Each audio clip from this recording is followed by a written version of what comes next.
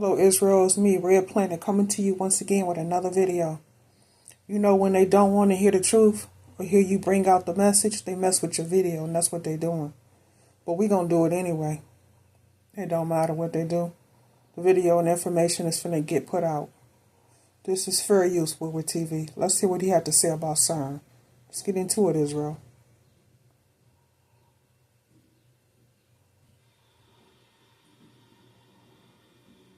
So here we go again with CERN. You know, for years, I've been revealing some things about this organization, and with every new milestone that they achieve, they just keep proving me right. Modern day alchemy. Scientists turn lead into gold at the Large Hadron Collider. For centuries, alchemists dreamed of turning lead into gold. Not through magic, but by unlocking the hidden potential within metals themselves.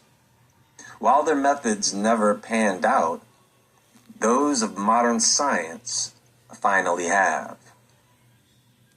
Researchers at the Large Hadron Collider, LHC, the world's largest and highest energy particle accelerator, have observed a real-life transmutation of lead into gold. But this transformation didn't come from direct collisions, as was previously observed. Instead, it emerged through a new mechanism involving near-miss interactions between atomic nuclei. And the article goes on to explain this. So, let me reveal something else to you guys. Picture this. A tunnel the size of a subway loop, buried under the Swiss-French border. Inside it, atoms of plain, heavy lead. Well, we all want to know, though, Israel, what is CERN actually used for?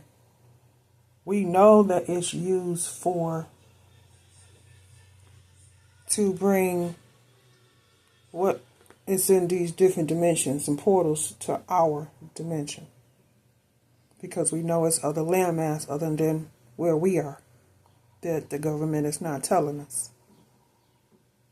So what are they really using it for, Israel?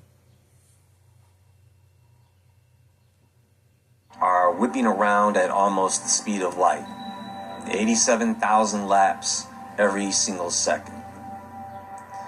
And then, in one eerie, perfect near miss, something impossible happens.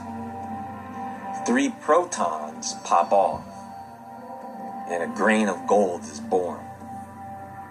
It flashes into existence for less than time to blink, smacks into the wall of the machine, and dissolves into nothing. Why should we care? Because it means that the wildest dream of medieval alchemists, the same guys who stirred molten metals by candlelight and swore they could cheat death, actually works. Just not in the way they imagined. I've talked about this before when I uploaded a presentation about CERN and the Hermetic Order of the Golden Dawn. And all this really brings to light why turning lead into gold was never really about money. It was about immortality.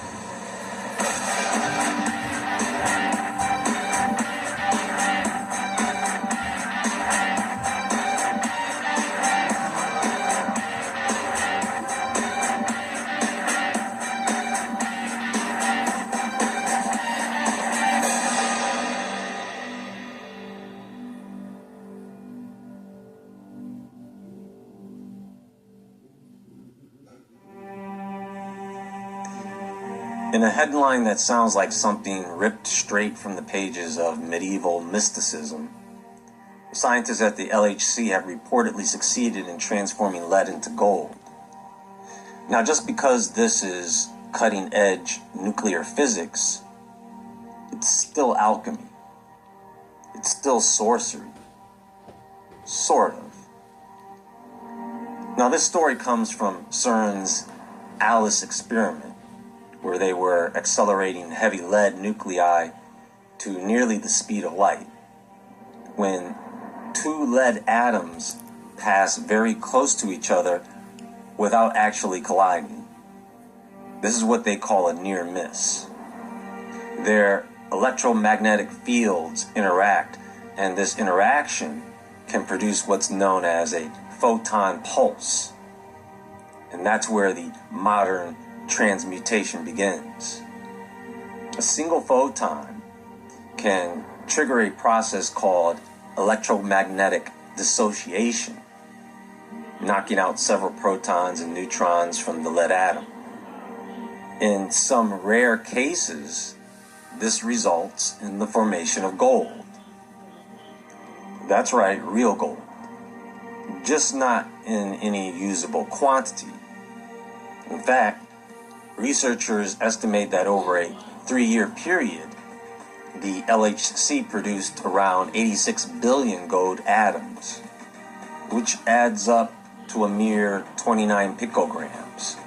And these atoms don't stick around. They're so unstable and energetic that they disintegrate almost instantly, crashing into the LHC walls and breaking apart into subatomic particles. The gold exists for only a moment, but the fact that it exists at all is enough for them, especially for those familiar with the ancient quest of the alchemists. You see, they don't have to make enough gold for them to carry around. All they really want is the ability to make it. You see, for centuries, alchemy wasn't just an early version of chemistry. It was a deeply spiritual and philosophical discipline. Alchemists believed that metals, like people, could evolve.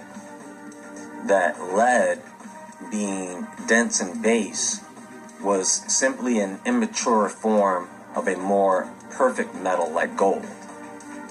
The process of transmutation wasn't just about wealth, it was about enlightenment. By transforming metal, they hoped to transform the soul. I'm sure many of you have heard of the Philosopher's Stone, which was said to be the key to this transformation. It would allow the practitioner to turn lead into gold and, more importantly, achieve spiritual purity or even immortality. Now, to us, this might sound like superstition. And they say this is why Trump wants to build a golden dome over the world to bring through the Anunnakis, which some say are the fallen angels. I think it's something much deeper and darker than that, Israel. Maybe to keep us here, or something darker than actually that. Whatever it is, Israel, we're going to find out. That's if it happens. But can you imagine a golden dome?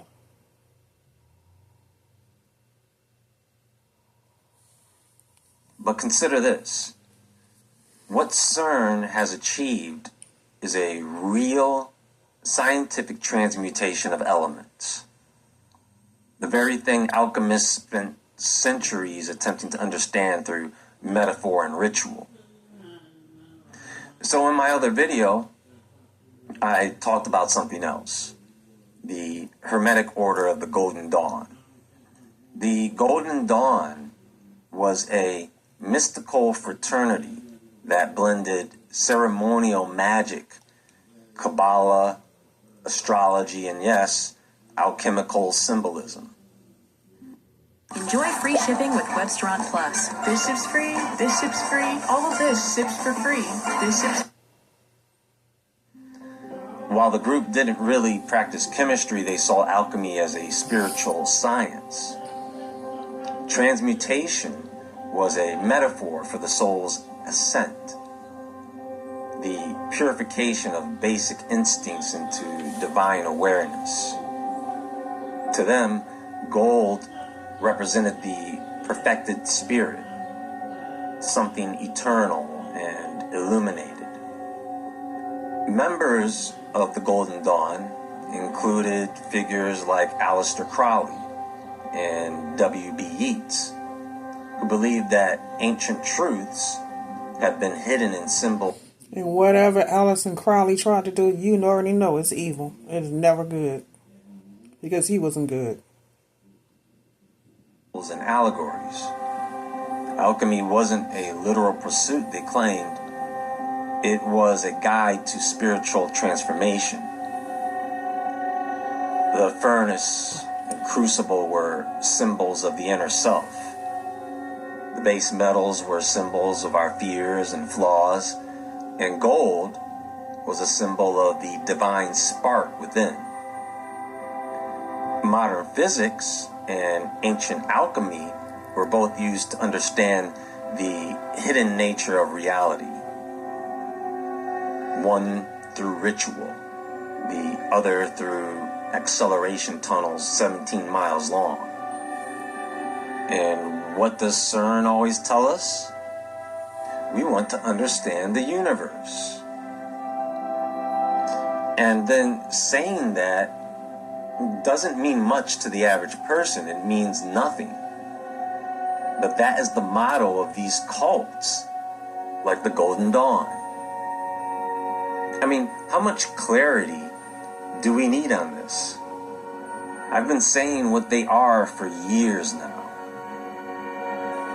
What's especially fascinating is the overlap in language. The electromagnetic pulse that creates gold in the LHC comes from lead nuclei moving at 99.99993%, the speed of light. These nuclei generate intense fields, and they're compressed into thin pancakes of energy, almost like a mystical aura or cosmic pressure point. The resulting transformation, although brief, is real. A lead atom loses 3 protons, and what remains fits the atomic structure of gold. And like I said, they have no intention of making gold for the purpose of wealth. It's easier and cheaper to dig it up. No, they're just going to use it for evil. No, they want the ability to make it because of power. So even though this gold cannot be... Seriously, they don't think that making this gold is going to continue to keep them in power when they already lost it. Lost it a long time ago. So no matter of gold is going to keep them in power at all. No matter how much they make. Be harvested or sold. The implications, of course. It shows us that transmutation is not fantasy. It's actually a natural process. One that occurs under extreme conditions that is governed by precise laws of quantum mechanics and nuclear physics. I mean, that's how gold is created in the first place, from the sun. Or was created. It validates the core dream of alchemists, even if it doesn't deliver on the practical rewards, you see? And that's the point. The alchemists, and later the mystics of the Golden Dawn, were never truly chasing gold. They were chasing transcendence, immortality. Now for them, it wasn't about living forever in the flesh. It was more about transforming the self into something incorruptible, rising above the limits of the physical world. In that sense, CERN's gold is a perfect symbol, something real, powerful and elusive, just like enlightenment. In the end, the LHC didn't just smash particles. It collided science with myth, with mysticism. It cracked open the door between what we know and what we wonder. And maybe the evil in all this is in the intent. I mean, we can certainly speculate, but we really still don't know what the true intent here is. Because CERN, they are masters at compartmentalization. Even the scientists who work there have no idea what the end game is. They don't even know what's going on the other side of the same campus. They have a YouTube channel. You can go see for yourselves. The scientists... And every time they run this hydrogen collider, every time they turn it on, every time they go to CERN, they turn it on, they don't realize the amount of evils on the other side until it's up and running. Until it's up and running. And then you bring what's in a different dimension to our dimension, not knowing what it is or what it could do. And it always backfire on them. And then, too, it always breaks down. There are constantly going on video chats with other scientists at CERN, asking questions about each other's experiments. They have no idea what's going on with each other, it seems. We're looking from the outside thinking that everything is a coordinated effort. But in reality, only a tiny handful of people know what the end product will be. So the next time someone tells you alchemy is dead, tell them about the LHC. Tell them that gold was made from lead. That dreams from the past have found their way into a laboratory buried deep beneath the earth. And remind them that even in today's age of science, there's still a lot of witchcraft going on. Or at least the mysteries we're still learning how to explain. Anyway, that's all for now. I'll be back soon with more. Please hit the thumbs up button, like and subscribe. Take care, everyone. Much love, Israel. And until next time, stay awake, stay aware, stay safe, and I'll talk to you all soon.